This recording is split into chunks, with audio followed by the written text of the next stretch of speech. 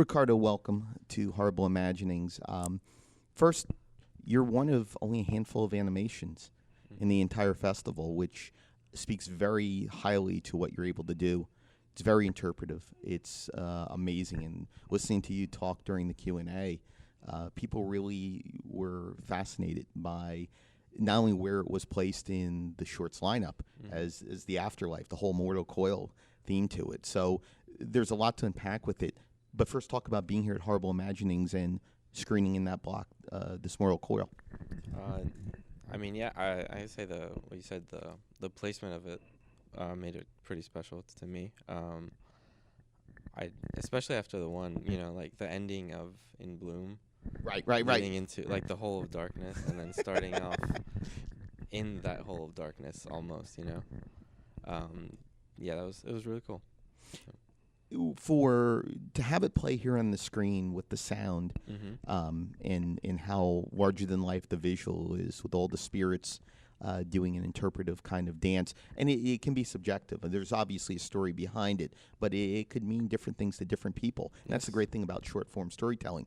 So, with that being said, where is that inspiration and genesis for the short?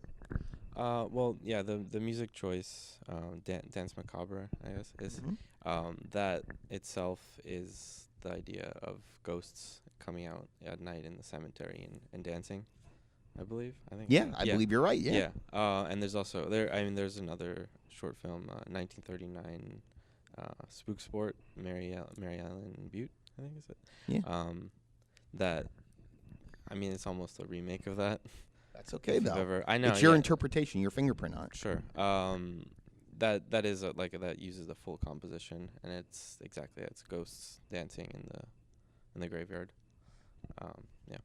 Can you talk about how you, I guess, choreographed the animation for it to look as amazing and haunting as it is? So I had Colormans, which is the precursor to this. I sort of set up what I thought of was a fight scene with really terrible motion capture data that we had, and then had like ragdoll stuff to kind of fill in the gaps of when they touch each other and stuff like that.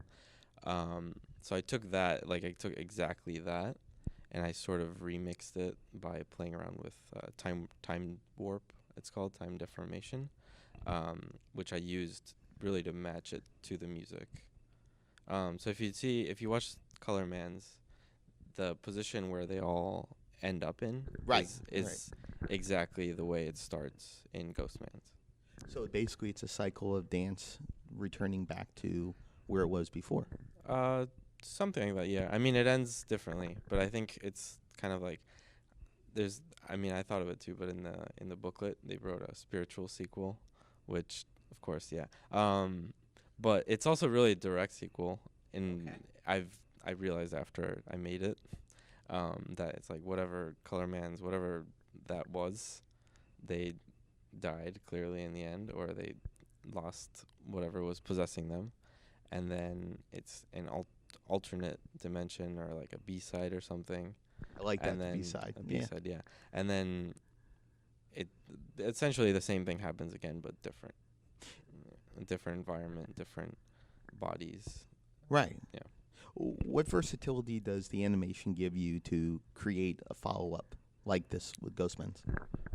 That's true. I could recycle. I don't know if I could keep working with the same one and it would keep kind of maybe losing or gaining something by adding layers and layers of disruption to the original motion. Wow. Well, when you're dealing with the afterlife in whether it's science, whether it's the aspect of cinema, that distortion definitely creates for compelling short form, and we see that with Ghostmans. Yep. Congratulations, Ricardo. Thank you. Thanks for being here. Yep. This one's for Ghostmans. In Ghostmans, there's such like a performance aspect to it, or what did you think of when you were looking at them moving? Because for me, I had they are performing or they're all playing different roles. What was your idea in how you move them around?